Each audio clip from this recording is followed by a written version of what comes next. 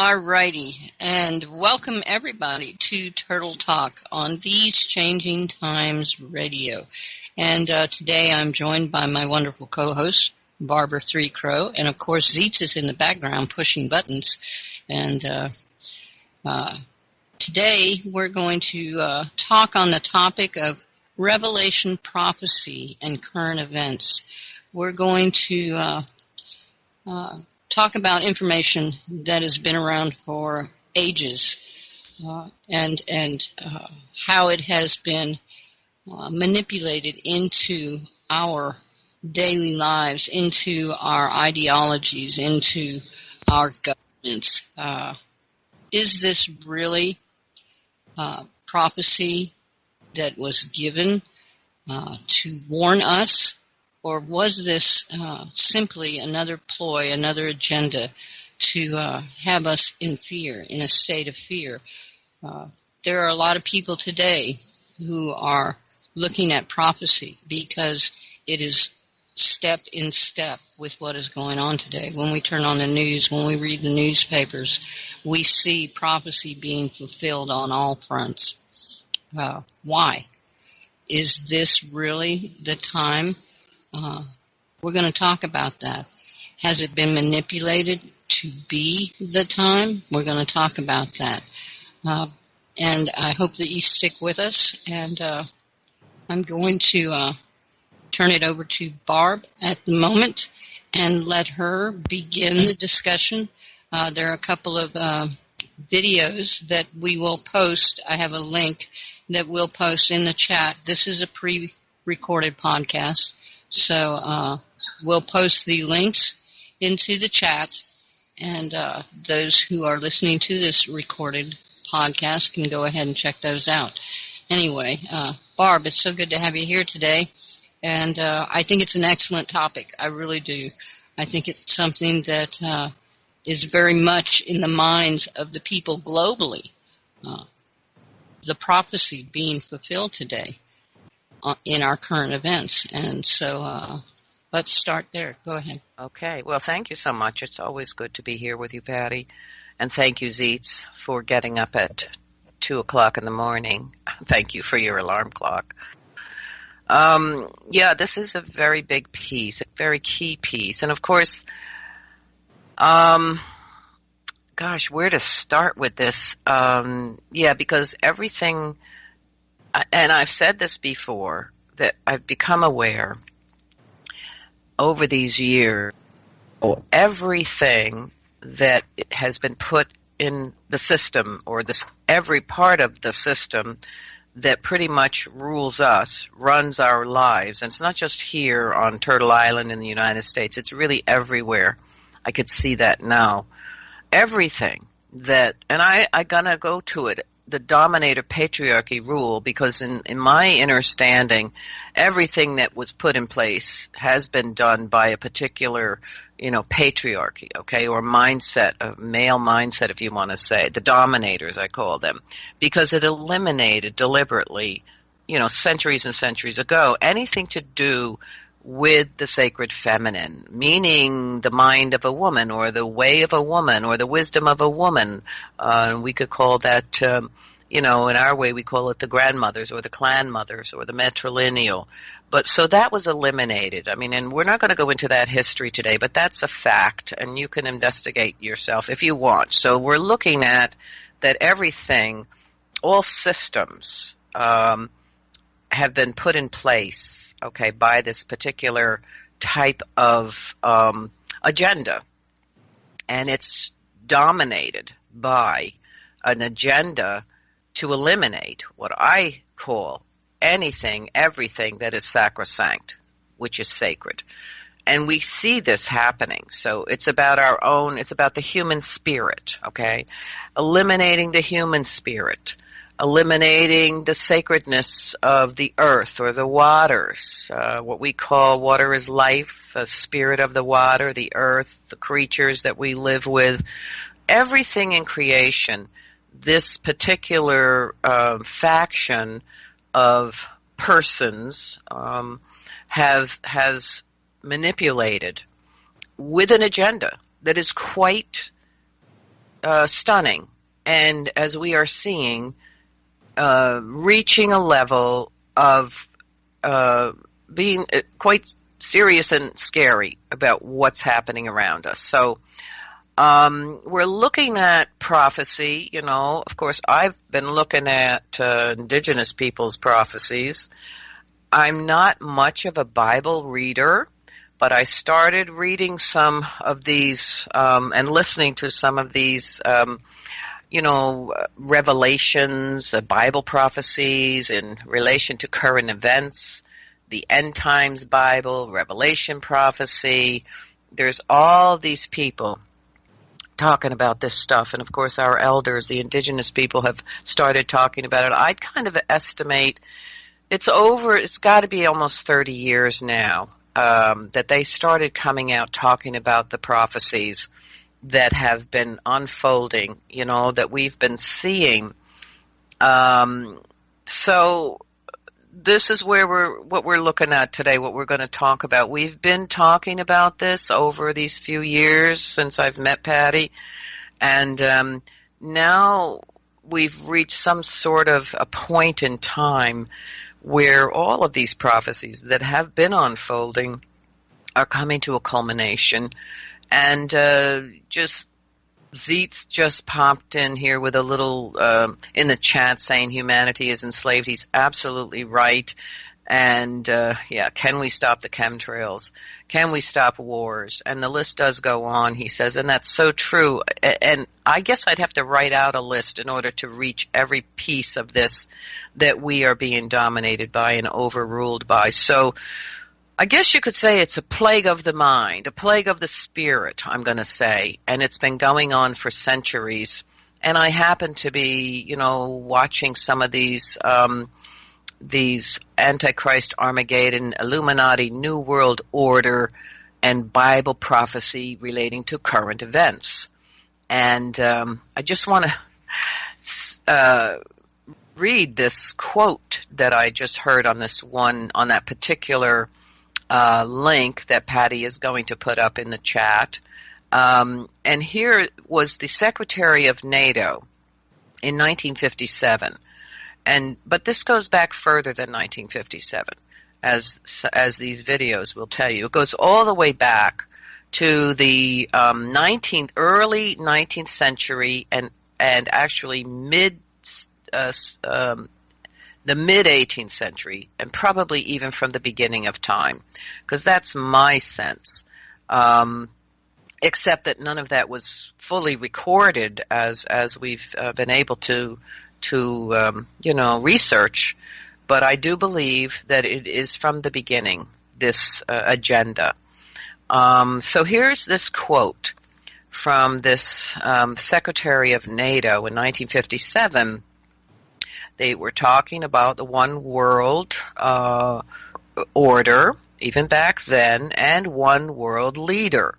And he said, we need, what we want, is a man of sufficient stature to hold the allegiance of the people, to pull us out of this economic crisis. Be he God or be he the devil, we will receive him. So that was in 1957, the Secretary of NATO. Now, as I said before, every system that we know of, and of course some that we don't, are all linked to this one world order. And in relation to the, what they're spiking now with the Armageddon, the end times, the appearance of an Antichrist, Bible prophecy, indigenous prophecy. So we're pulling all this together as best we can to help people understand that we need to really know what we are up against, what our parents, our grandparents, and so on had been brainwashed with, to believe in, and ourselves as well. And our time, we feel this is the time to wake up. And certainly we're not the only ones that are saying that. So this whole thing with the Antichrist, I just want to talk about that for a second. And I'm going to be clicking off here every once in a while to cough because I'm still got that Queen's cough. That's the other thing. I'm calling it the Queen's cough now because here we are in January, 2017, and the Queen herself has been down for a month with this severe cough. And we've begun to realize that this severe cough is happening all over the world. That's another piece. Don't want to get into that at this moment because I want to talk about the Antichrist. I was looking at, again, some links in regards to prophecy. And I found this site,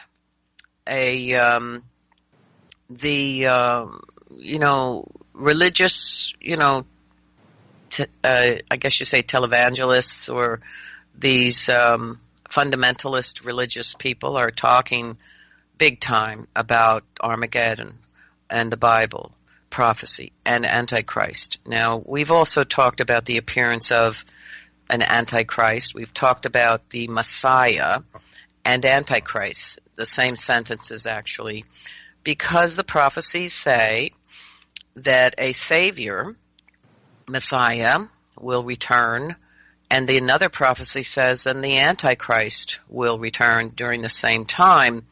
But how do you determine? How do you discern?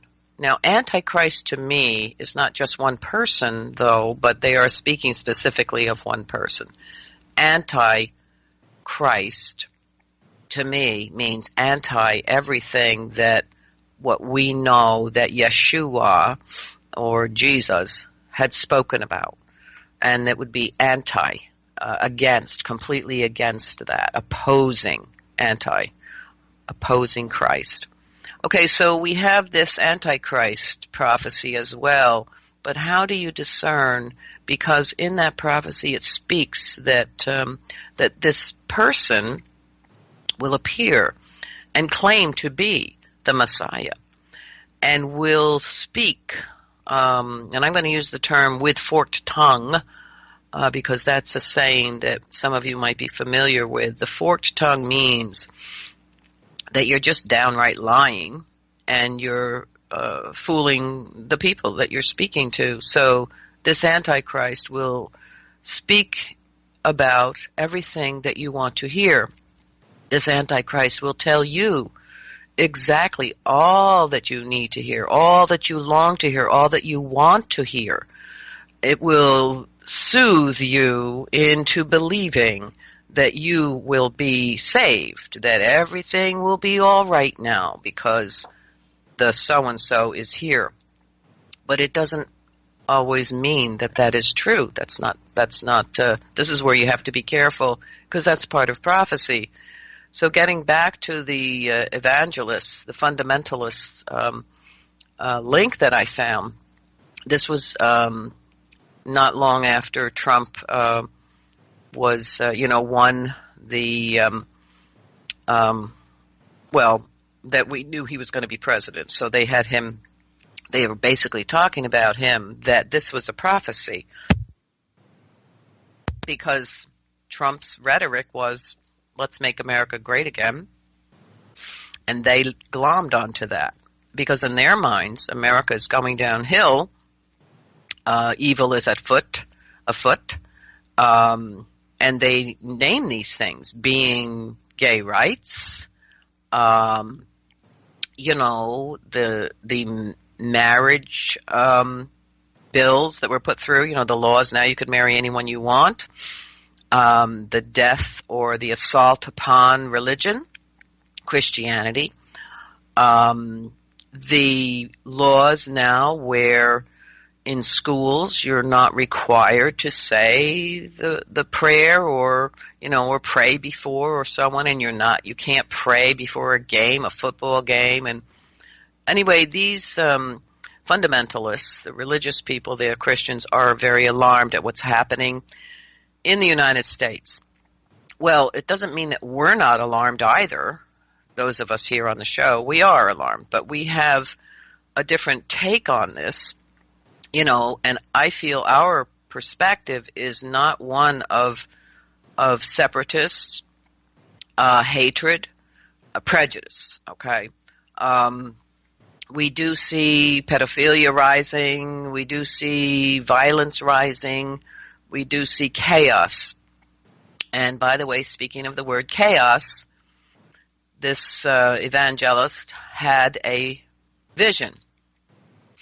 And in the vision, it's pretty much pointed to Trump, Donald Trump, as being their Messiah. And they called him, or are calling him, God's chaos candidate. And boy, that struck me very strongly, because I had a prophecy given to me years ago that told me that chaos would be rising,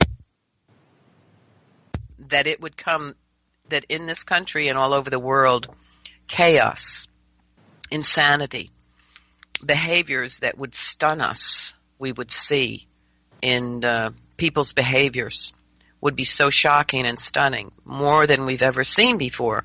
Chaos would rise. And now I hear this prophecy that they're calling Donald Trump God's chaos candidate, and I'm thinking, well, how appropriate is that? Because in a way, when he started on this, pathway here to become the president of the United States, chaos ensued, and it's rising. So that's just one part of it, because chaos is rising all over the world, and things are getting quite serious. So I'm looking at this, and my question was, but there's other parts about Donald Trump that were so shocking that they completely ignored. If this is the Messiah that's going to come and straighten out all these bad things that are going on here in the United States and do away with the laws that were put in place about same-sex marriage, and so on and so forth, because that's what they're looking at. They ignored and overlooked the other parts of what he did, like, his attitude toward women and his lies and various, things that we know about him. They completely ignored that. But to me, it rang a bell. It was an alarm. It was like a red flag. They're looking at him as the Messiah, because he has promised them that he will eliminate a lot of what has been put in place that they disagree with. And that's what they're hoping. But I'm saying, well, wait a second. Maybe he's the Antichrist. Maybe he's coming and speaking all the sweet words, making all the promises that a particular amount or percentage of people are alarmed about and hoping will happen, so that they get what they want, that they actually become righteous, saying that the greater percentage of Americans are evil, are doing bad things. Those that love each other and they're maybe the same sex and want to marry each other and have a family. I'm not saying I'm against that or for it. I'm just saying that this is reaching a level that could be quite harmful as far as people's hatred toward those who love each other. But anyway, I'm saying maybe he's the Antichrist, because he's saying all the sweet things, but behind that, he's really a liar. He's a misogynist, and I don't need to go down the list, but he's speaking with forked tongue. So I'm just saying that may be something we're looking about. So the Armageddon piece, I guess the great majority of Christians are talking about this, because the Bible prophecies are saying that Armageddon is coming, and all signs are pointing to that. Now you have indigenous people's prophecies. For instance, the Hopi, and some of these have been found as petroglyphs. They're signs that were marked and that note that at some point in our timeline we will have two roads to choose from. Either you're going to choose this one road which will lead to peace and harmony and balance and goodness, or you're going to choose the other road, which noted pretty much nuclear holocaust.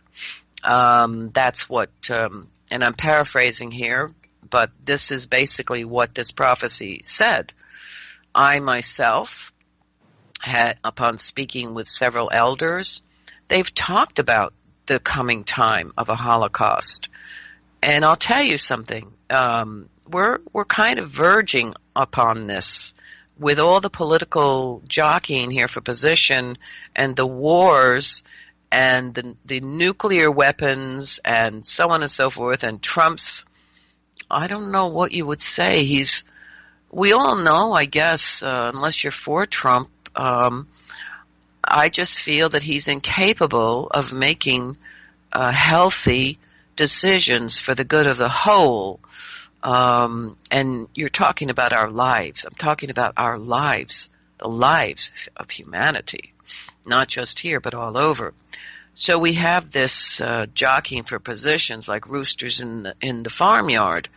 I've got the, jockeying for their position as they do, arrogance and blame and so on. So anyway, that's what I'm going to just throw out here to begin with, because there's a lot. It's not just indigenous prophecy, it's biblical prophecy, it's what we see going on in our world. It's coming to a culmination where we are really seeing possibilities for a nuclear event. Prophecy does speak about the Third World War. So that we're looking at that. And then we have the Vatican and the Illuminati and the supposedly a prophecy about this will be the last pope, supposedly a prophecy that this will be the last president. There's so many things flying around. How do we make sense of it all? Well, we're going to talk about that too. I know Patty and I always come up with solutions after we get through with the nitty-gritty stuff. And that's where I'm going to just leave off right now and see where see where we go. Thanks for tuning in. Thanks, Barb, for the information that you put out. Listening to you as you went through, with the Secretary of NATO in 1957, if we look back through history, you can find a lot of instances where world leaders, where people of stature have called out for a new world order, for a leader of sorts. And we are definitely in times of prophecy as prophesized. However, we have to look at this with eyes open. We have to see, if we know, that from the beginning, and I don't think there's anyone out there who will disagree with this, that from the earliest origins of society and civilization, of a ruling class, we have been manipulated, and their tactics have always been the same. In order to rule an unruly people, in other words, in order to rule a people who are of their own persuasion, their own choices, you must find a way to unite these people to follow your goal, right? So if we look back through history, we find that the monetary system and the religious system and all systems were brought in for just that reason, to bring the people in a unified direction towards this new world order that has been being created incrementally for a very, very, very long time. The economic crises that the world has gone through, the collapse of civilizations that the world has gone through, we see as we look at these that all followed the same script, so to speak. When civilizations rise, they peak and they collapse. Civilizations rise, they get to a point to where they collapse. And it doesn't matter what these civilizations were built upon. They were built to collapse, and we can see this. And every time that we have had a civilization collapse, the one that grew up out of it always created a bigger, better control system. And it was always founded on the principles of we have a better way. We have a way for the people. You know, Trump is no different. I don't think, well, I do know that there is quite a difference in attitude toward Trump. Either there are people who are oblivious to some facts surrounding Trump, or there are people who are right on it with understanding that Trump is not the Messiah. And, you know, this all goes to the agenda of dividing the people, making sure that there is chaos.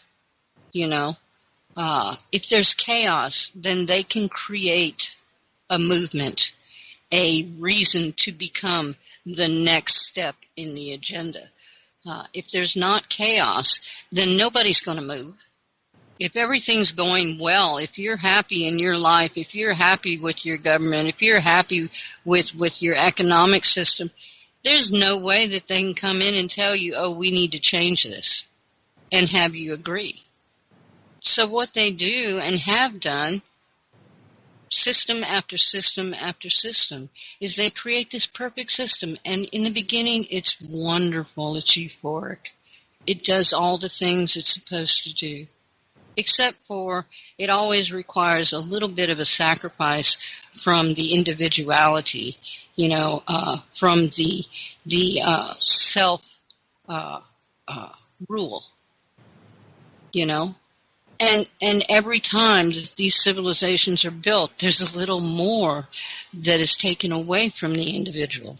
And so here we are in a system created on purpose to bring us to a point to believe that maybe this Trump guy who came out of nowhere has all the right answers because he speaks the right words. He does the right things. And on the face of it, he did. He spoke all the perfect words. He said all the things that the people were feeling. He said the truth. He spoke the truth. So how can you not believe Trump? How can you not believe that he will take us out of this quagmire? How can you not believe that this man who knows exactly what's wrong with our system, how can you not believe that he will take us out of it? But the thing of it is that when you listen to Trump speak, and when he says he will drain the swamp, that he will bring jobs back to America, that he will do this and he will do this, he will rewrite Obamacare, he will do all the things that we are yelling and screaming about in the streets, you know. But when you look, when you pick up the sheet and you look under, then you see the fallacy in these arguments, because underneath, Trump is no different. He has the same mindset that anyone in power has, but yet he is corporate. The reason why he sees things different is because he's not a puppet as puppets go. He is a corporatist. He runs on an agenda of profit, of net profit. And in order to achieve his goals, he will indeed drain the swamp. He will indeed bring jobs back. That's a fact. Trump will do that.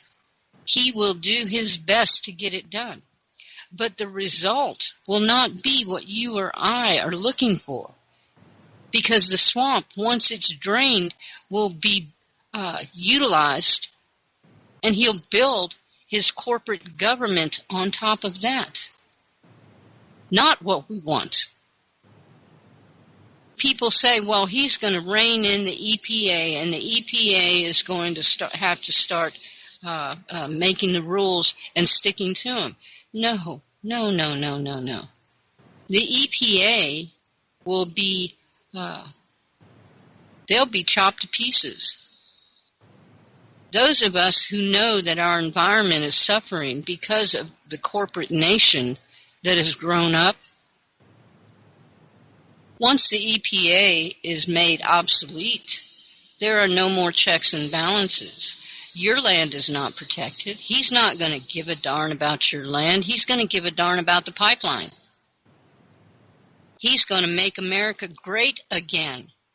And the people are going to suffer again. I think this is apparent. I don't think that this is something that's hidden, that is something that people can't discern. I mean, we're awake here. We're aware. So we can see that his goals are not totally in line with ours, and that he will indeed fulfill some of the things he said, like bringing the jobs, like draining the swamp. But all he will really accomplish is to bring the corporate industry fully into government rule, so that the corporation will be the ruler. Now, if we look back through history, we find out that the main goal of the Illuminati, of the Masonic orders, of the Zionists, whatever you want to put that name on, their main goal is a new world order. That would be a corporate order. That would be rule by the corporations. And they've let us see this so many times in the movies. Blade Runner, all these different movies, Divergent, all of these things. There's even a show on one of the movie stations, I think it is, I'm not sure, but it's called The Corporation, or something like this, where the corporation has rule over everyone, and they decide who has and who has not. And there are more has-nots than there are that have. So we're not looking at a brave new world where we're all going to be equal, where things are going to be hunky-dory, where the swamp is going to be drained and there won't be any more corruption. What we're looking at is their end game, their goal of bringing the rule of corporations over the rule of people. This is what we're looking at, and this is what Trump is about. And I don't think that anyone can argue this point. I think it's apparent to us that this is where Trump is heading.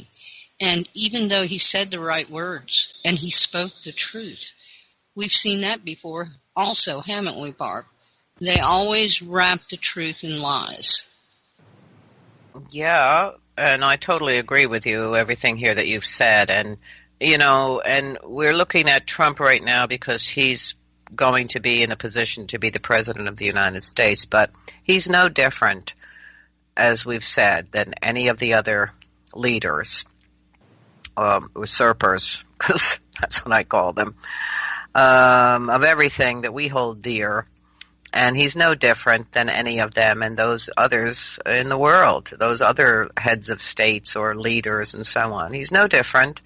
And so, yeah, he may drain the swamp, I don't know, thoroughly. It doesn't really matter because we've been heading for a corporate government, and now we might be heading fully into a military government, which we've all spoken about as well. But wherever we're heading, it's not good. We see the signs, and there is no, right? And again, people have this ideology that some savior is going to come and make everything okay. Some savior. Well, it's the president, or it's, God's going to send somebody, or the Messiah is coming, or somebody, a guru, whatever it is going to come and save you. Or the ETs are going to come down, and lift you up in the ship and take you to someplace safe and perfect and beautiful. And that's not going to happen. I don't believe that's going to happen. That's leading people into a false sense of security that someone will come and make it all better. We are the ones, as one of the elders said, we are the ones that we have been waiting for. And until people wake up and get that peace, they're going to be duped. They're going to find out, that, yes, we've all been lied to. It's been going on for centuries and centuries. And, and it's true. Everything that you could say, and anything good, or the goodness, the morals, you could say the 10 Commandments, or the word of God, supposedly, from that source. Love your neighbors. Do not, you can't lie. You can't kill someone. All of these things are thrown out the window. We see all this, and I understand why the religious right are alarmed, because they see that too, but in my estimation, they're not much better, because they throw out a lot of prejudices and a lot of hate towards people.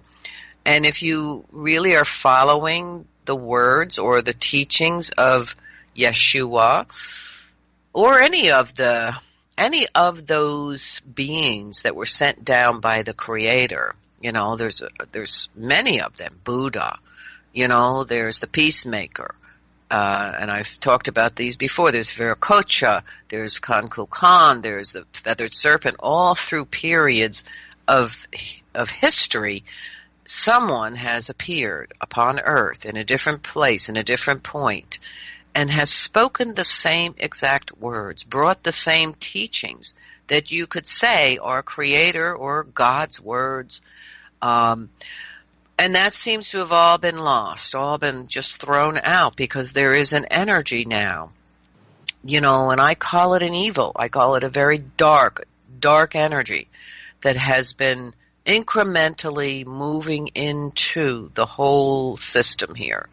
And just speaking, for instance, about the Illuminati, just a little bit about it that I've looked at is apparently the Illuminati is really in relation to Satan itself.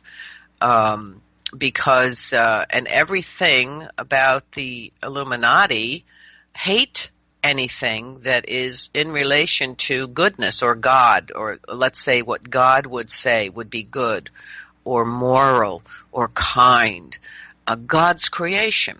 They don't believe in God. Okay, so they hate also everything that they believe or that God is supposed to have created. So I'm looking at that piece and I'm saying, okay, if these Illuminati, which by the way is a lot of the systems that we are ruled by are based on this Illuminati, on that particular Illuminati mind think or systems. It runs through the Jesuits into the Vatican. It runs through the Masons, which, there's many Masons in the political arena. That you can just investigate or research that. That's very true. So if you have this one faction called the Illuminati that is based on Satanism, who it is said hated God and everything that God created, to me that piece was sort of like, well, no wonder these people who are ruled by this Illuminati can easily destroy God's creation very easily, without conscience. The spirit of our children, the Mother Earth, the water, everything. They can easily destroy that because they have no conscience. They are souls. They have, Barb. I mean, if we look at Bible, they have destroyed the environment. If we look at Revelations, it says in there, and I'm paraphrasing, a third of the oceans, a third of the people, a third of the living things. When we look at what is being done today, there is no ethereal power that is doing this. This is not being done in spiritual ways. This is being done by man. Man is destroying. Corporations are destroying, and governments are destroying lives across the globe. They are creating the exact revelations through their own hands. So if we have these governments, these institutions, these religious factions across the globe who are all in unison working in a destructive manner. And if we look at today, we see that the destruction is massive. It is growing. It is out of control. And we look at this, and then we go to the Revelations, and we open the book, and we see that Revelations are being fulfilled. We have to step back and say, now wait a minute. Now wait a minute. This book has been around forever. People have known about these revelations forever and spoken of them. Now we see that they are being purposely created. It's not coming about as some accident. Oh, I'm sorry, we didn't know about building nuclear plants on fault lines next to the ocean. We just didn't think about that. Oh, we're sorry, we didn't realize that pumping oil into the Gulf of Mexico from all the leaks, or into the oceans from all the leaks, and dumping the toxic waste in the oceans would have any effect on the animal. Oh, our bad. No, this was all concerted. This was all planned. This is where I see the great disconnect with the people. You know, they have made individual rights a point of contention. That's not a mistake. When they push us against each other, oh, you're gay, so you don't have a right. Oh, you're black, so you don't have a right. Oh, well, you can't vote because you don't have the card. Well, your religion is the bad religion. My religion is the good. This is all systematic of a problem that we have allowed. We, the people across the globe, the living beings, have watched these entities grow up around us and create chaos in our lives. And every time that they do, we cry out to them to fix it, to fix the chaos that they've created. And they say, oh, we will. Okay, we'll do this. You know, everything they do is for a purpose. Everything that they have done is to drag us along this timeline that they have created, to take us through aspect after aspect after aspect, to keep us in chaos, to keep us from having a moment of clarity, to see that all of this is manufactured. Every bit of it is manufactured. Even the awake people who can look back through history and say, yes, the agenda has been played out over centuries, will still sit here and say, oh my gosh, we're in the end times. And the Creator will come back and He'll save us. I wish I could believe that, but I can't. Well, then there's the other piece about the revelations, yes, that when everything finally ends, when Armageddon comes, the Messiah will appear. And there are actually those that are pushing the Armageddon. They want Armageddon. They don't care. They just believe that this Messiah is going to come and lift them up and leave the rest behind who are not born again or who are not, living according to their rule, what they believe that they have acquired or accomplished. So they're pushing for the Armageddon to take place. They don't care about the destruction of the waters, of life, of people. They don't care. They just want Armageddon. They just want that to happen. So if something is written, if something is spoken, I believe in the power of words. I believe in the power of belief. The way people focus on something, that is a creation. You are creating something. So I guess my question is, with that said, and I do believe in this, that we create our own reality. So we're all a part of this, either knowingly, as some are, or unknowingly. Like, Right. the ones with the head in the sand, but they're still functioning according to those who are in control. Because the ones who are in control are saying, you better be in fear. You better hate those other people. You better just, it's hopeless. You're helpless. So, and they believe that, and what they believe in, they create. So Right. those are very deep levels. It's very deep for people to wrap their mind around that. What do you mean I create my own reality? You mean I created my misery here? Yeah, you did create your misery. Absolutely. Yeah, exactly. And I just want to say that I am a very spiritual person, and I know that I am part of creation and that there is a creator. I'm not saying that that there is no such thing. That's not what I'm saying. What I'm saying is those who have been in power, who have the agenda, have used that against us. They have clouded our perception of creation and of creator. They have manipulated our mindset on what the creator, who the creator, and why the creator.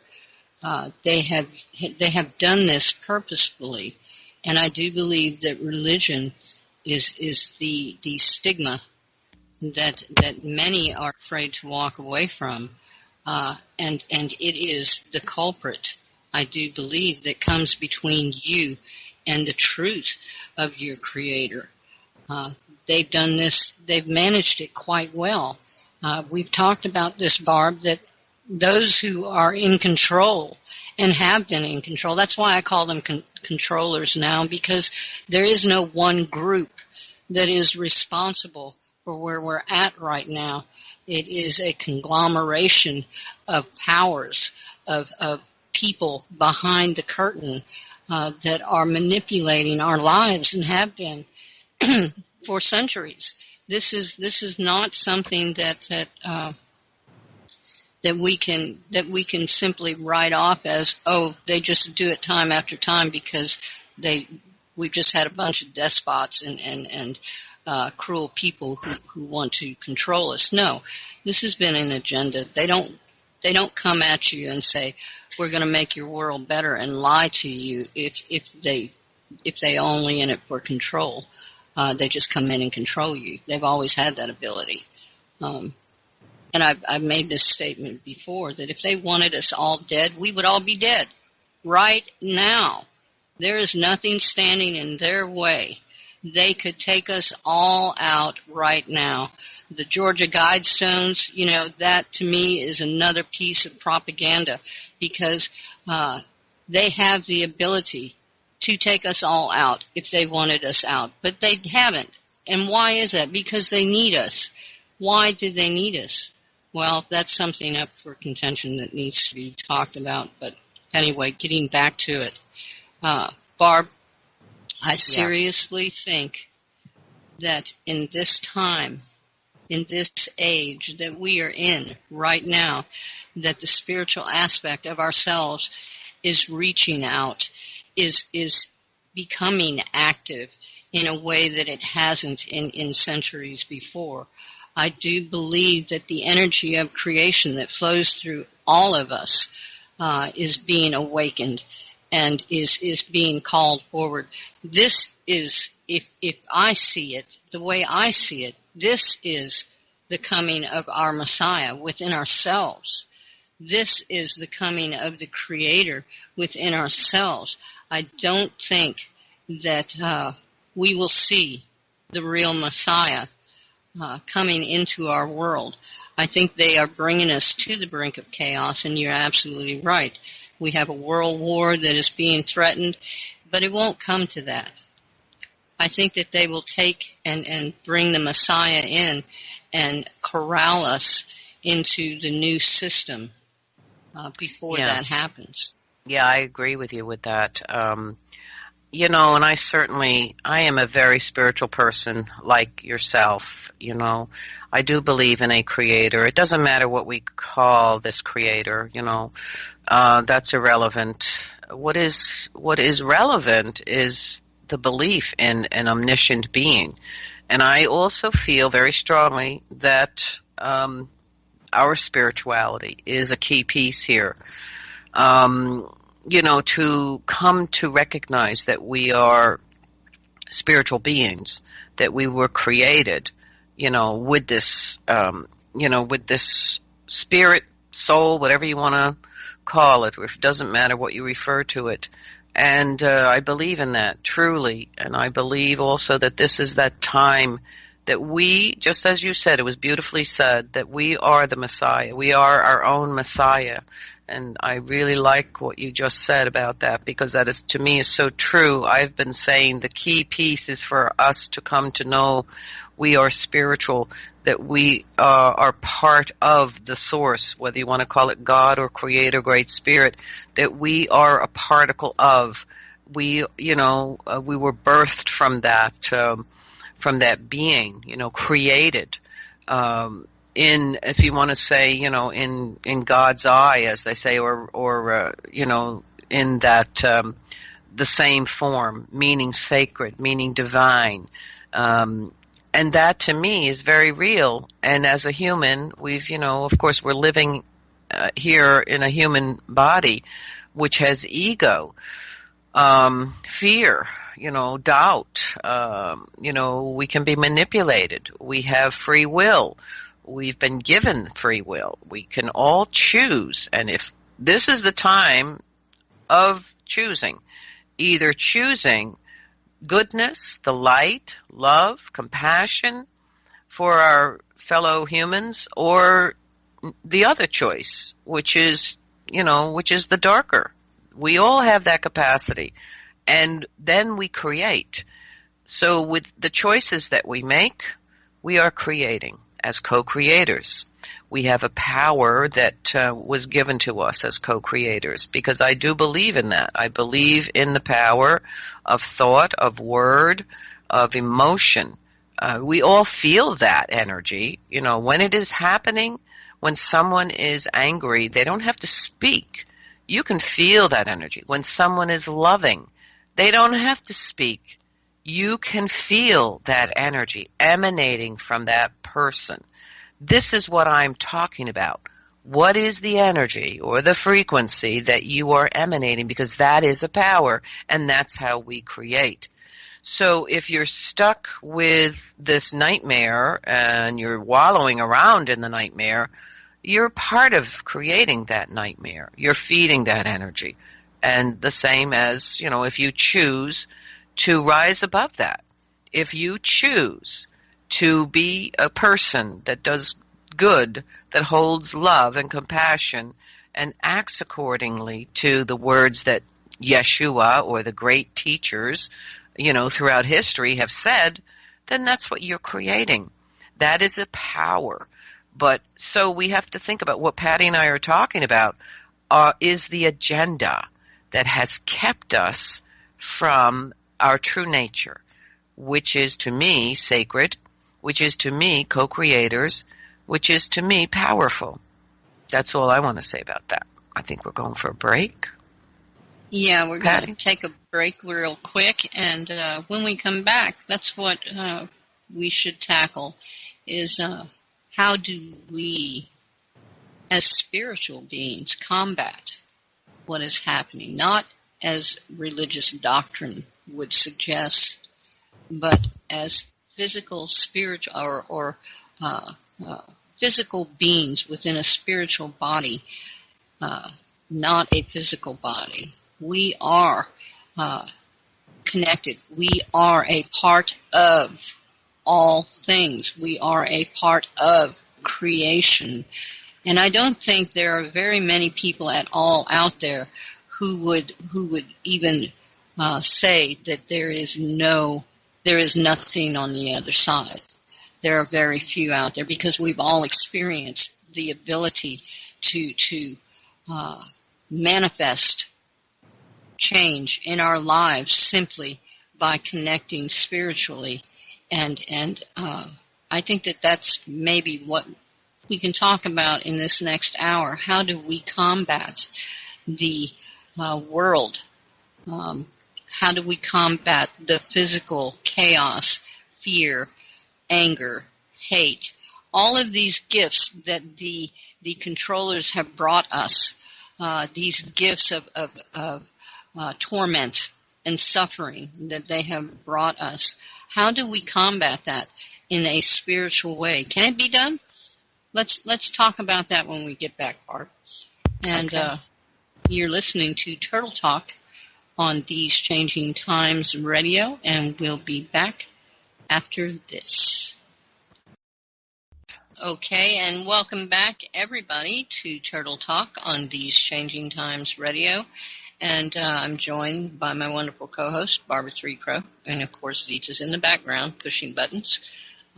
Today we've been talking about Revelation prophecy and current events, how Revelation ties into what we are experiencing today in our governments globally, in our every aspect of our lives is being manipulated, and even within our own communities, even within our own religious structures, even within our own minds, we are being manipulated toward a point of time that has been prophesized.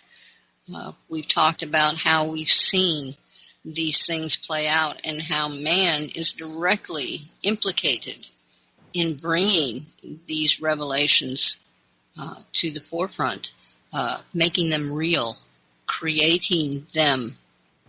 This is not something that is that has been brought about by ethereal acts or things that are beyond our control. Everything that has happened has been within our control. Nothing that has happened in spite of what we've done, because we have allowed these systems to grow up. We have given them breath. We have given them life. We have fed them. And you often hear me talk about feeding the machine. We are enacting revelations on cue by those who manipulate, by those who have controlled and still control.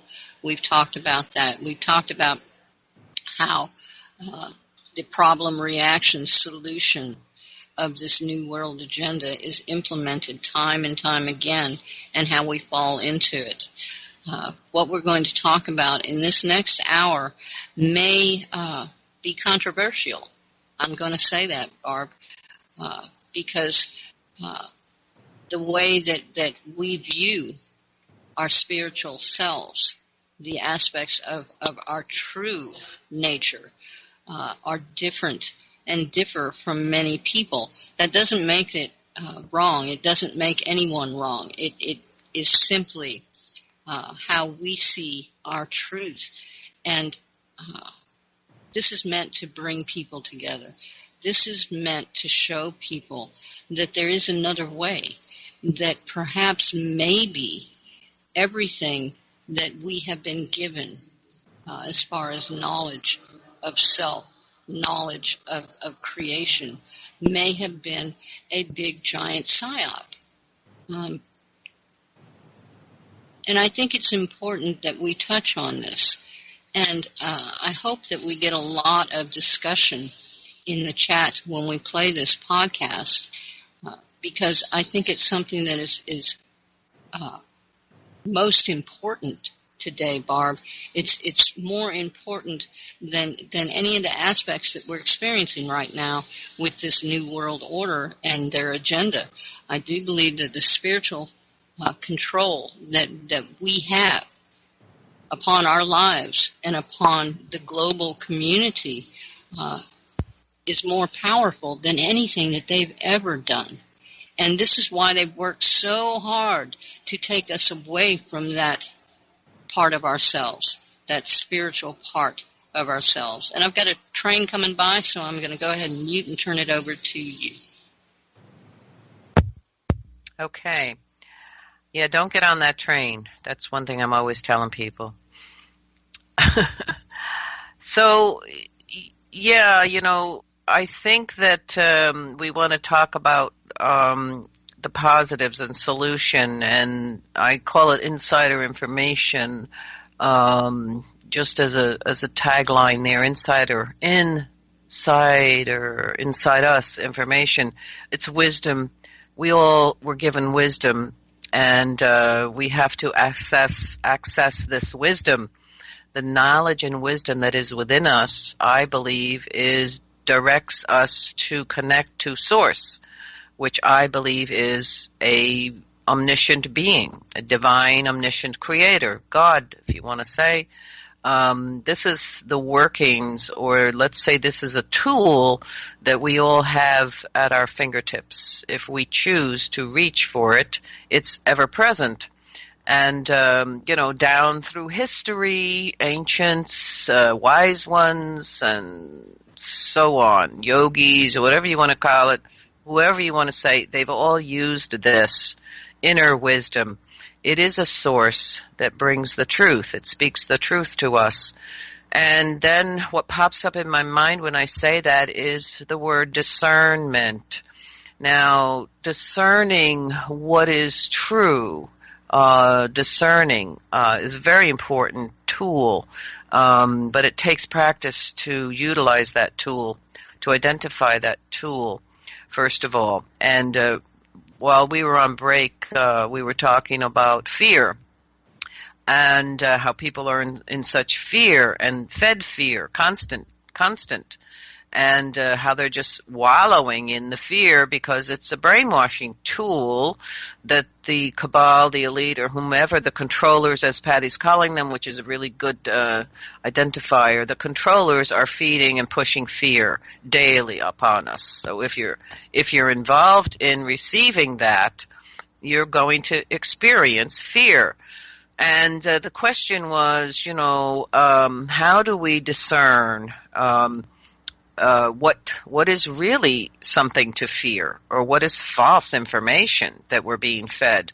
And I talked about my foundation. I talked about the key to me is a spiritual connectedness. I feel that this is the time now that, like Patty said, we are our own Messiah. We are the ones that we've been waiting for. So to me, it's our spiritual foundation. It's trust and faith. If you have a connectedness to Source, and again, it's God, Creator, Great Spirit, if your foundation is so strong that you have that connection, that means you are in alignment with the Source, okay? And that Source gives you the truth, the wisdom, the knowledge, everything that you will need to be able to receive the guidance that will be for your benefit. And of course, I like to say, for what is my benefit, I want it to be for the good of the whole. That's another part of how I, live my life. But the spiritual foundation for me is a key piece, because no matter what comes at me, if I have that strong foundation to Source, my trust and faith is so powerful and strong, I have no fear. I'm not swayed by those controllers. And I also use the tool of discernment, because we do need to know what is real to fear, and then, of course, what is false. And this is all very, very important to me. So, again, it's like if you don't have that foundation, that trust and faith, what is going to support you through these challenging times that we are moving into. And if you think this is heavy, it's not. To me, it's mild. To me, this is a practice run because I think we're moving into, deeper territory here. And I'm not saying it's bad. I'm just saying it's going to be a big challenge. And to me, it's a spiritual challenge because I feel that this is where we've come to this point. To me, that spiritual foundation, that trust and faith is what's going to get us through. It's what is going to help us to move through what some are calling the darkest times. I'm not afraid because I have that spiritual foundation. I have that trust and faith that no matter what is going to come, I have that foundation. So I just want to talk a little bit here about self-fulfilling prophecy because we are always fulfilling our own prophecy. And how we do that basically is we follow the rule of believing in information that has been given to us, which is usually through the controllers, and then we basically fulfill it. We fulfill our own prophecy.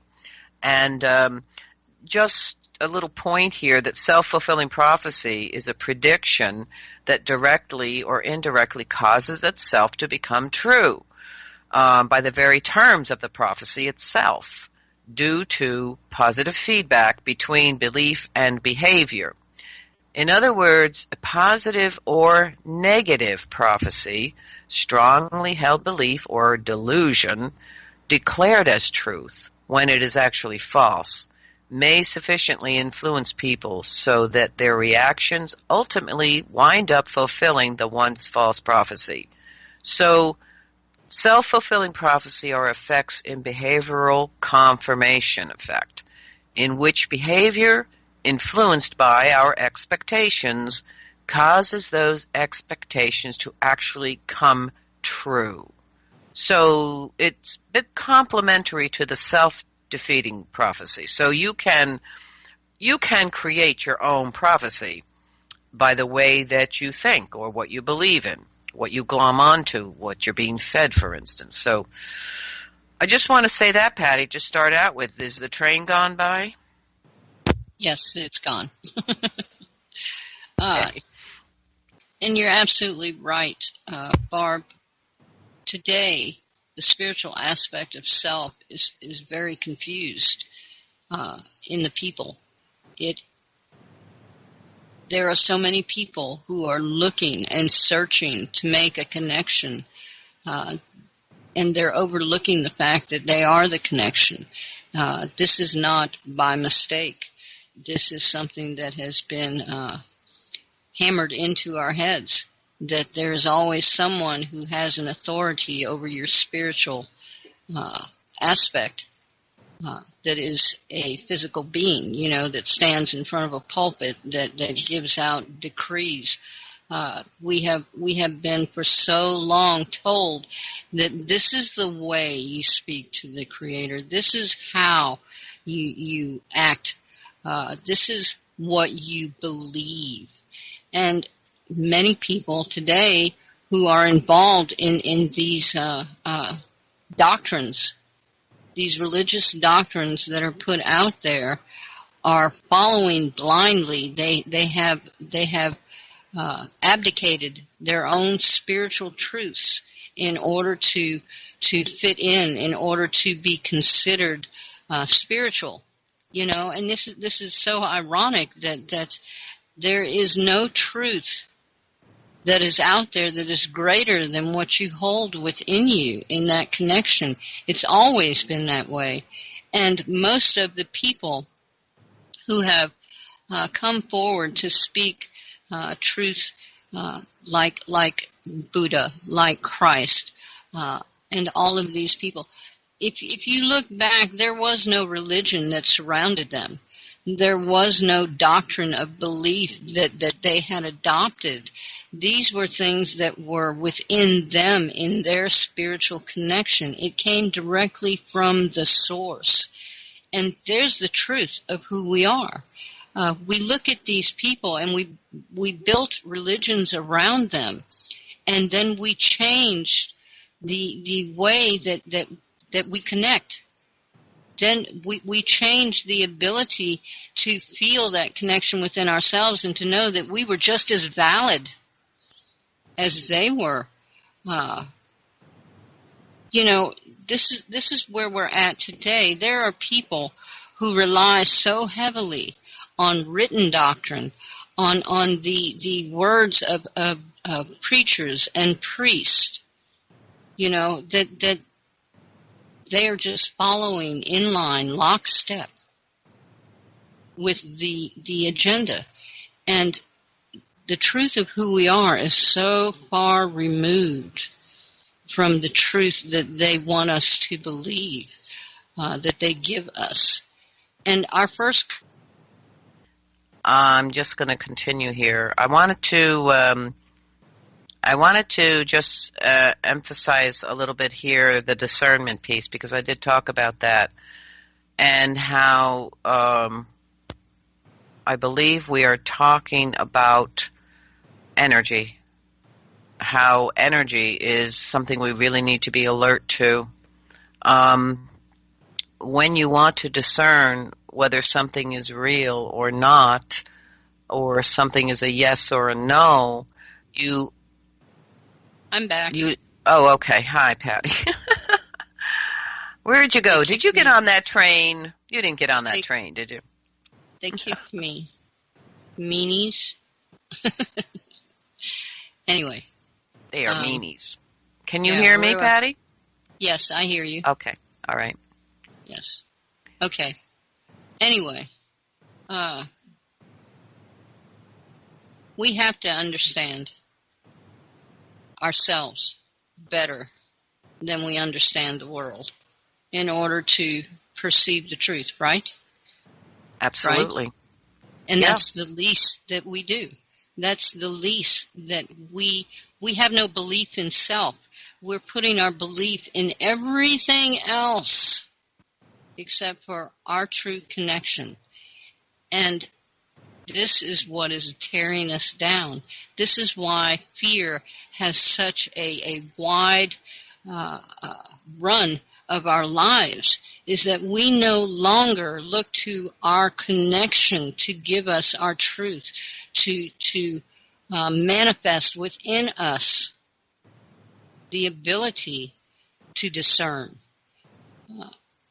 We've taken on too many other people's words, and the people who grow up around these religions, the people who grow up to man the political establishments and the global establishments, the people who grow up to man the pentagons and the war machines, these people are systematically destroying everything that is sacred within our lives. So we fear. Oh my gosh. All of these things are happening and it's so out of our control.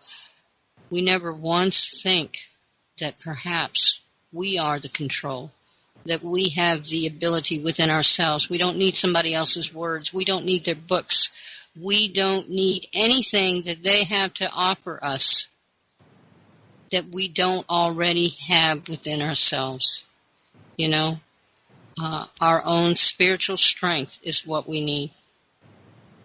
Yeah, and that's definitely, so my question to the listeners would be, do you believe that you have been and are being brainwashed?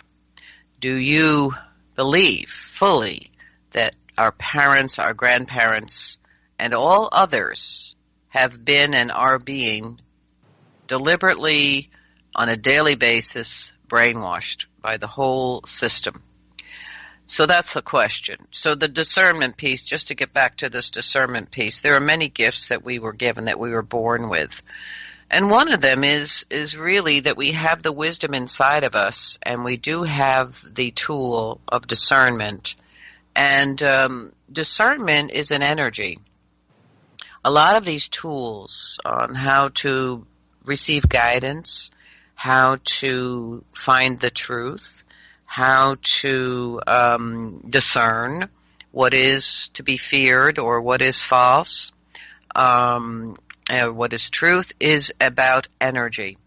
It feels different when you seek the answer from within yourself, from being within, or the still point. I call it the still point, meaning that you go quiet. You shut off the monkey mind. You step inside, you could say inside of yourself quietly.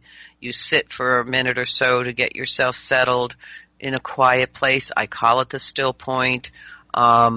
It's without intrusion from the mind or the monkey mind or any outside sources. So you have to shut off your computer. You have to get away from all of this technology. You have to find your quiet place. And that is when the tools that you seek become available to you. And these are energetic experiences. They're sensory perceptions. We all have these sensory abilities. You sense whether this is real or not by asking the question. Or let's say you pose the question to the universe or to source. Does not matter which you choose. And then you pay attention to the feeling that you get. It will tell you immediately that this is positive or negative.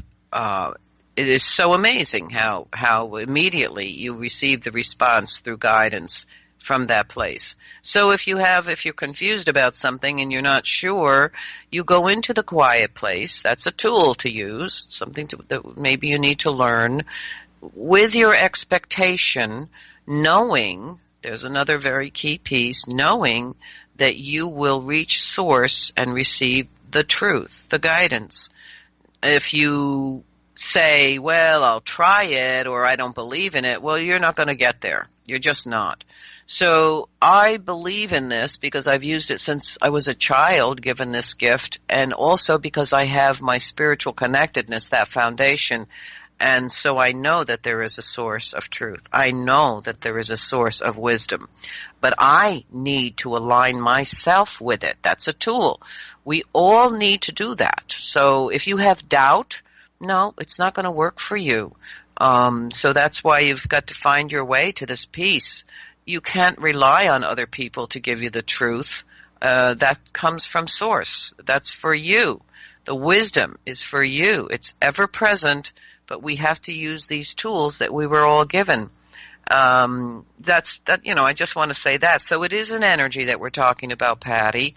We've talked about energy for a couple of years now because to me that's very important. Energy can be light. It can be feel joyous. It can feel good. It has a different frequency, the truth, as compared to a falseness or something to fear. It's an entirely different energy. And we use this on a regular basis anyway. If you're walking down a dark street at night, you're going to feel an energy.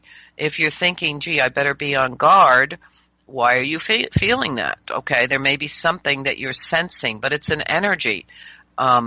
We use this tool, but let's learn how to use it on a daily basis, or now especially, to really find the wisdom and the source for us that will help us to better our lives so that we can make right decisions and not be led by the controllers.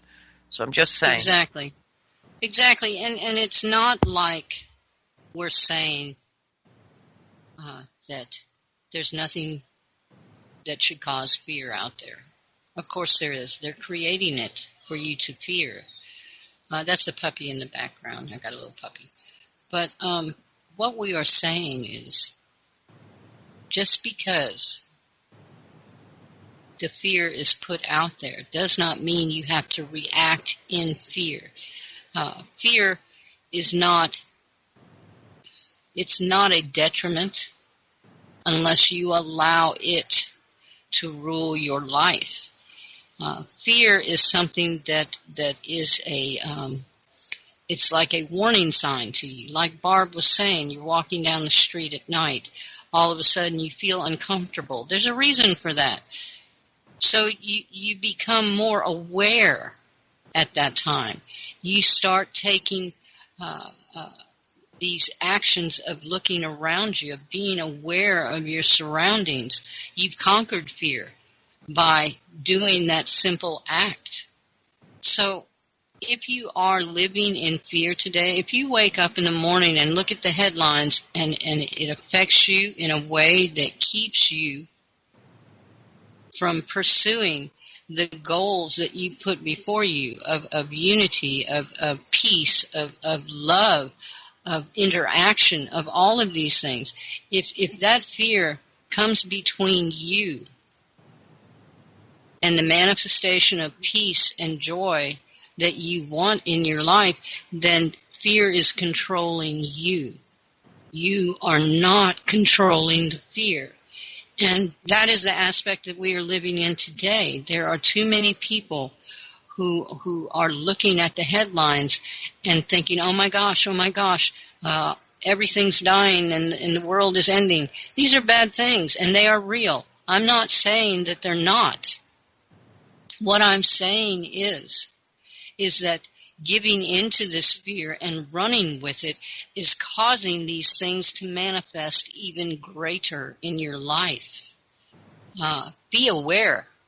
Be aware of what is happening, but do the right thing within yourself to combat that. Draw within yourself the energy of creation and channel it in a way that is positive, in a way that takes the fear and pushes it back instead of allowing it to rule your life.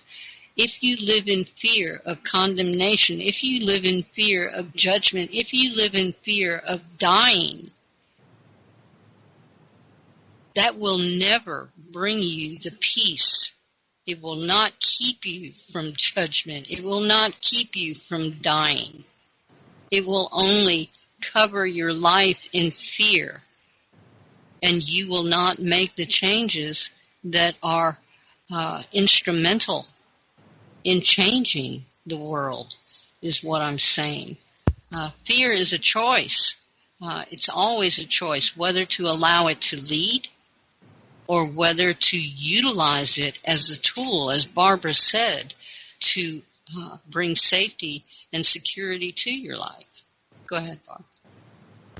Yeah, and I just want to say that I believe that our fundamental nature, our original nature, has been really harmed deliberately. Again, everything that I speak about that is harmful, negative, that puts us in that frame of fear, doubt, jealousy, hatred, greed, all of that has really a part of the corruption, the original corruption of our fundamental nature, which I believe we were all born with this original essence or fundamental nature, which to me right off the bat is a sacred being. Okay, we were all born from that sacred divine source, God, creator. It was a dream or a vision of the Mother Father to create. And the dream and the vision was with unconditional love and joy and beauty. That's how I see creation. I see every human being as that. No matter who they are or what they've done, I see their original essence, you know. So when I look at that, I think, wow, we were all in the eye of our Creator, sacred children. That's part of our original essence, along with awe.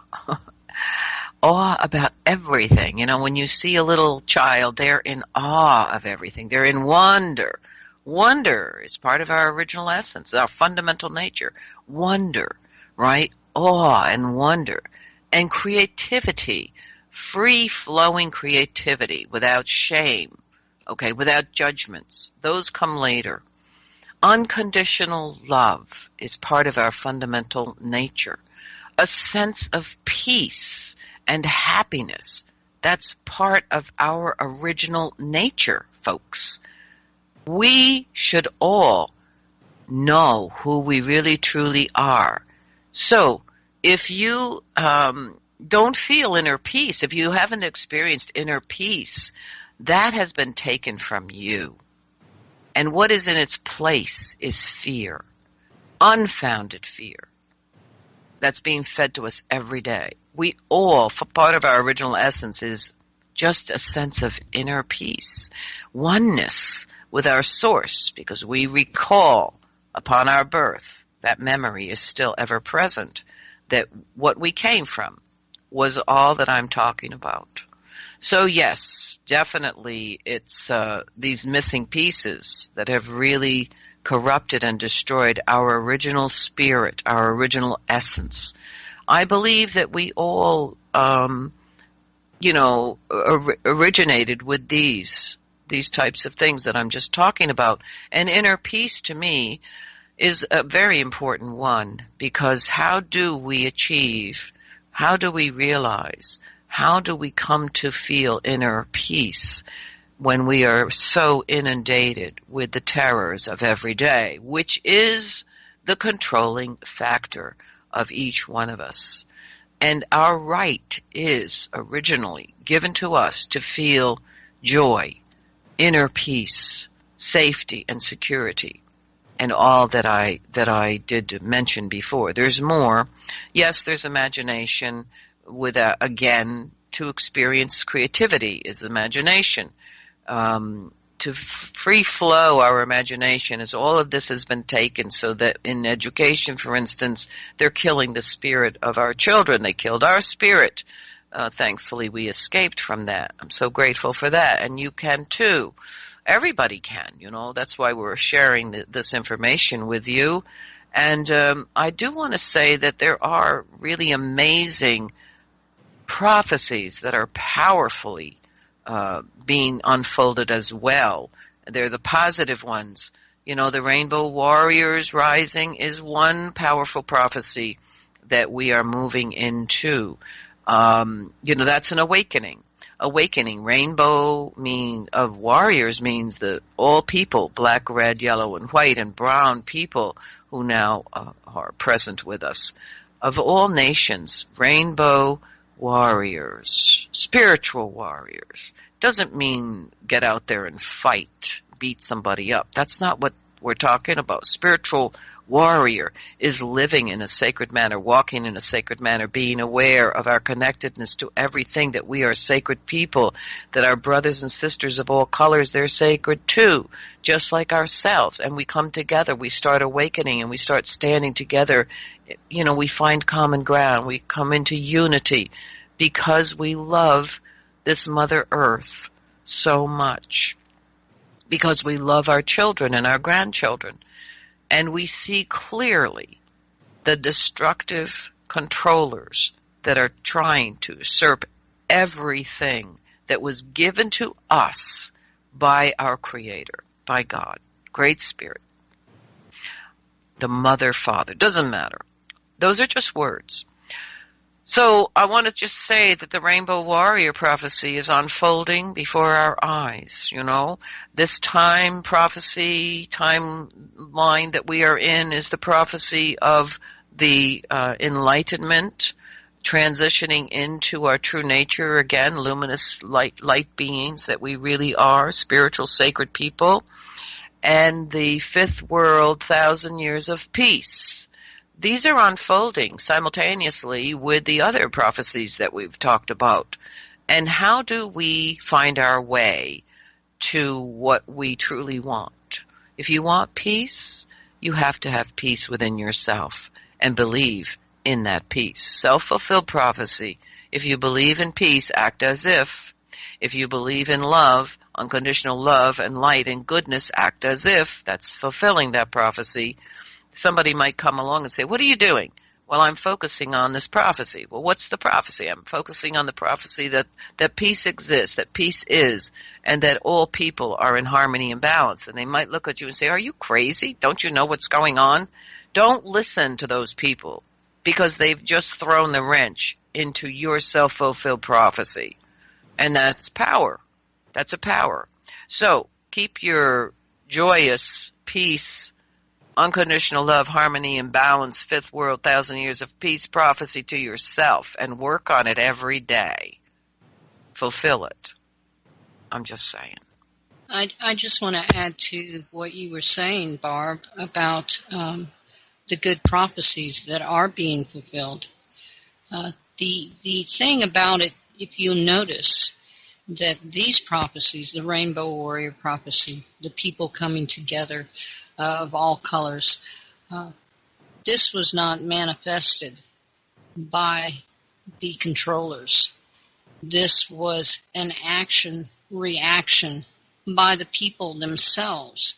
There was no, if you remember when Standing Rock first started and the people first started hearing about what was going on, I keep going back to the fact that you never heard of Standing Rock before this, yet Standing Rock had been going through this same type of thing over and over and over again, their lands being encroached upon, battling with the powers that be, all on their own. Throughout history. Now, it's not Yes. just in our time. It's like throughout history, that area there has seen many battles. Exactly. Yet, the people from across the globe all of a sudden decided within themselves to stand with the people of Standing Rock. Many left their homes and joined the people at Standing Rock. This was not something that was manufactured.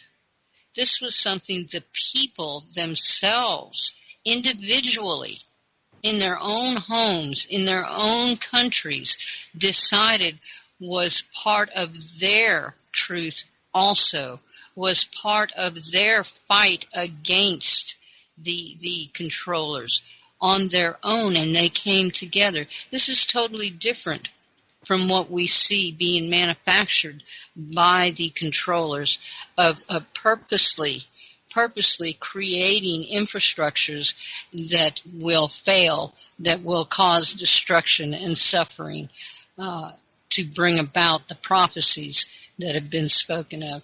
This, with the Rainbow Warriors and other things that have happened, this was brought by the people themselves, the individuals. I'm not talking about the Soros-funded protests and all of these things.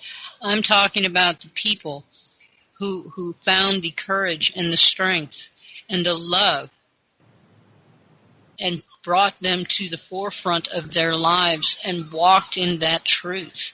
And they all came together to create this Rainbow Warrior prophecy, and the other prophecies that are being fulfilled. And my little puppy is under the bed and he's crying. Aw, I hear But him. yeah. Well, But I want to go he's a little not. further. Yeah. Go ahead. Okay. I was going to say I want to go a little further with that, because what comes to my mind is what the call out was the protecting of the water, the sacred water, the Miniwachoni. Water is life. Okay, Miniwachoni is the sacred waters. Miniwachoni Wakan. So I want to say that the call out was water protectors in prayer. Okay, it wasn't protesters. It was the call out for water protectors in prayer. That was the main piece, the in prayer piece. It wasn't come down here and get your fisticuffs going or get your guns out. You know, we're in a battle with weapons. No, it wasn't that. It was the battle of prayer. You want to say the prayer is powerful, and I believe in that. And you saw things there. And I said to people, you know, what our agenda, we all have agendas, the way we want something or our agenda, what we think is going to unfold, and then it may not have fulfilled your agenda, what you wanted to see happen there. Things happened there that were miracles. And I keep saying that, you know, there were policemen there with all that gear, riot gear and stuff, who had tears in their eyes in certain circumstances that were going on that were horrific. And they left their jobs, you know, and they went to stand with the Standing Rock against the pipeline, against the corporate mind. That's a miracle to me. All those people coming together, working together, pulling together, standing together, praying together was a miracle. The fact that people all over the world woke up for this particular spiritual battle, that's a miracle. It is. Banks, right? And banks were closing. People were pulling their money out of these corporate banks. That's a miracle. Everything, there were many miracles. Creator was at work and still is at work. There's a huge teaching going on there. And to me, it's about prayer and unity and the rainbow, and the rainbow warriors coming together. And it's not going to stop. It's not ended. They're continuing, and this is spreading. The veterans coming, thousands of veterans showing up. That's a miracle. There was just, there's a huge list of miracles through prayer, through unity, through people. Your ordinary neighbors coming together, in prayer for the water, for life. Exactly. Is a miracle to me. That's the thing, Barb, is that these people packed up their lives. They left their jobs. They brought everything that was them, and nothing that wasn't. They came to a people that they didn't know, a culture that they had only read about, and they came with open minds and open hearts, and they came together, regardless of whatever political, religious, or cultural differences they had. Those were dropped. They were left behind because they had no bearing on what they were doing.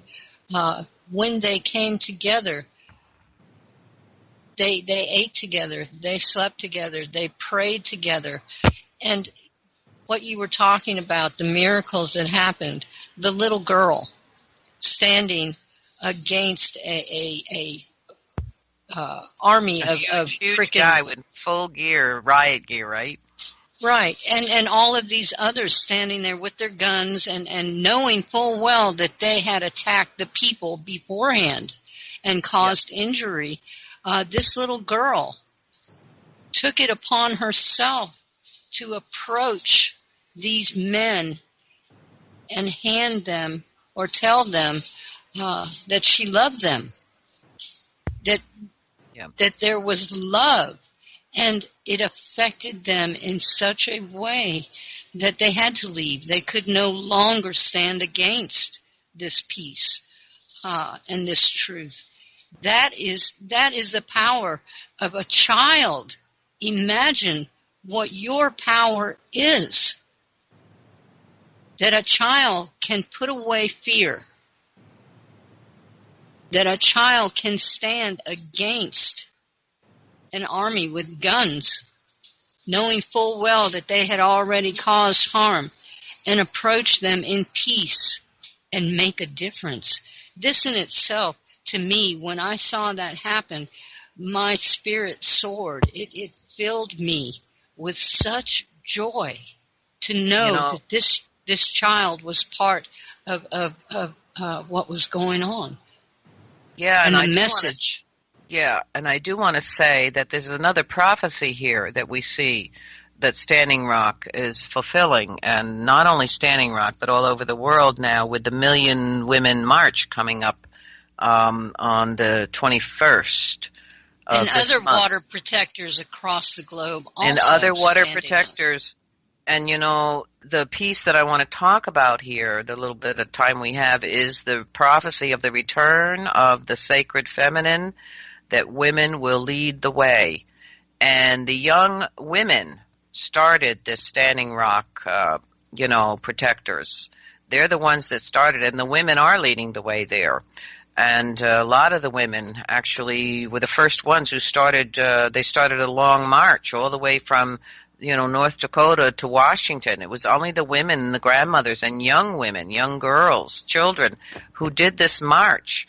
And a lot of their own people, the men were saying, what are you doing? What do you think you're doing? And then they started to realize, well, wait a second, they are doing it and they're not stopping, and we men better get it together, because the women said to them, if you won't protect us, if you won't protect the water, we're going to do it.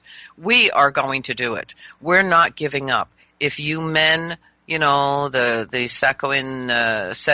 Sakowin Sacred Seven Fires was put out, as many of you know if you've been watching this, because the elder men decided that they were, closing that fire. And the young people lit the sacred fire again, and they spoke to these elders, these men, and they said, if you will not continue as the water protectors, we will, and we will never stop. We will not give up. We are not leaving. This is for our children and our grandchildren and our grandchildren's children. We're not giving up. So this is a prophecy here being fulfilled about the women leading the way and the return of the sacred feminine. It is not eliminating or ignoring our men, our brothers, because the prophecy said women will lead the way.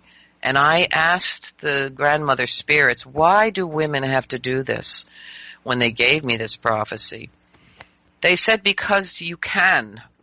Because you are mothers, sisters, grandmothers, and aunties to all children. You are givers of life, and you carry the sacred water in your womb. That is why women are leading the way for the water protectors, protecting the water and the Mother Earth, because women are the Mother Earth. They are mothers. So, yes, and this was told to me 30 years ago. And I was given that prophecy, and now I see it unfolding, And it is about leading the way and reaching out for our brothers, to our brothers, so that they can walk with us side by side. Because that's a piece that we have to heal. We, women, need to heal this piece about our brothers. And it's up to us, okay? Because we can't stand side by side in partnership until we do that. We have to lead the way. We have to heal the wound between the men and the women, because that was deliberate. That's what the controllers set up. And this is happening. You are so right, Barb. You are so right. I love listening to you, I have to say. It's not uncommon. It's not uncommon when women get together for them to tackle the hard truths. I've been surrounded by very wise and very spiritual women in my life, and there has not been a time when I have reached out to them that they have not stood and been willing to go to do the hard things, to stand in the open without protection, so to speak, against that which is attacking. Yes, we are warriors too, but we are life bearers. We are like the Mother Earth. We are the connection to life. And because of that connection, we have sort of like an inside view that allows us to connect a lot, to connect spiritually, much more than a lot of the warriors today. And the reason being is because even though they have taken the woman in the matriarchal society and they have abused and they have made us to be the enemy from the beginning of the Bible, they have put us in a position of obsolescence, let's say, to where most of the people on this earth look at women as simply childbearers, homebodies, or a pain in the butt in the office. This is, Still, when we come together as women and we sit in a circle together, these things that have been put to sleep for generations upon generations upon generations come to the forefront in each of us. We are able to conceive. We are able to propagate not only life, but to also envision and see a future that is worth grasping on. When we come together, our strength and our convictions in the truths that we share, and all women share these truths. Some are covered up, but when we come together, we realize the truth of who and where we come from. When we do come together, we are a force. We are a force of unity, not a force against, not a force that reaches out to destroy the old way of doing things, but a force of reason, a force of coming together. I'm losing my words here. What I'm trying to say is women have a special gift within them. Not that men don't. I'm not saying men don't. But what I'm saying is the gift of women is this ability to continue the connection, the ability to realize the connection, and the ability to fight for that connection. And in the eyes of a child, this is apparent. Wisdom and healing and common sense. Yes, thank you, Barb. We have that gift. That is the gift that is so needed right now. Is that not what we are lacking in this world right now? Is wisdom and healing and common sense? Is that not what has been destroyed from our lives? What has been taken away? That's why we're here now. That's why this is our time right now to come together, because we have the medicine. We hold the medicine that will heal. We hold the medicine that will bring us together. We hold the medicine that will change the world. We hold the grandmothers in our hearts and spirit. Yes, Barb, yes. Go ahead. Yeah. I just want to say that about our warriors, the original warriors. The warrior, and I call it the warrior in our men, had been deliberately destroyed.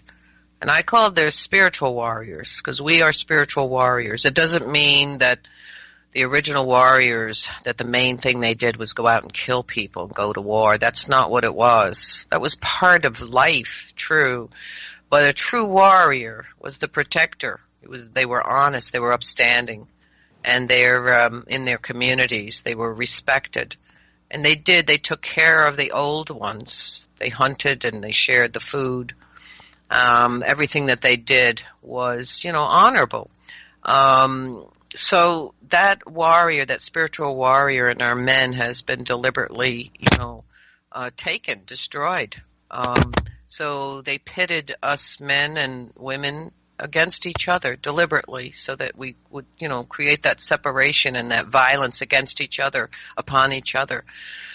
So, to me, right now, I also know that the prophecy that was given to me about the return of the sacred feminine and women leading the way.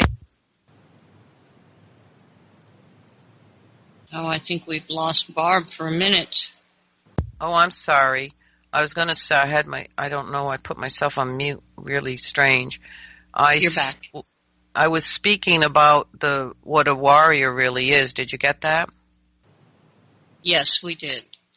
But I wanted to say about the women and the prophecy that was given to me over 30 years ago about the return of the sacred feminine and women leading the way, that we have to take into consideration the women that have also been taken the spiritual aspect of the women, the nurturing aspect of the women, the wisdom of the women, the healing, wise woman, the healer within, the caregiver, for everyone, the wise one.